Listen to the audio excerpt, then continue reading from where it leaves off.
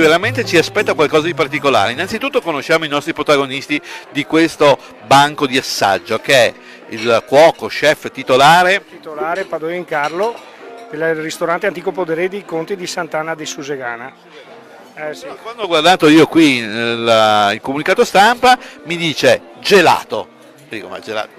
Sì, è un soprannome, diciamo, gelato, perché sarebbe una consistente polenta del mais bianco perla del collalto praticamente, con dentro curcuma, lonzo e maiale affumicato, su una base di liquirizia e grana, con tartufo nero, micawa e dei petali di radicchio cotti in acqua frizzante.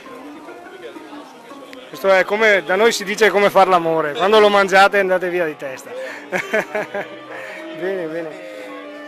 Vediamo dove è il tuo locale per venirti a trovare, che strada dobbiamo prendere? Sì, noi siamo a Sant'Anna e Susegana, siamo nei confini dove c'è il castello. Voi fate riferimento a Castello di Susegana, ristorante antico. Podere dei Conti, e dove regna l'amore sempre, e la buona cucina. Col vino vedo? Sì, il vino è una grandissima cantina toscana del Col d'Orcia, quindi un rosso del Montalcino eccezionale. A salutarli? Starà molto bene con il ritorno di liquirizia, eccezionale. Buona Bene, serata. grazie a voi. Allora arriviamo qui all'abbinamento col vino. Buonasera, buonasera. Come va? Bene, grazie. Sento un accento leggermente toscano. Toscano, Montalcino per l'esattezza. Montalcino, noi abbiamo Goldoccia in Val d'Orcia.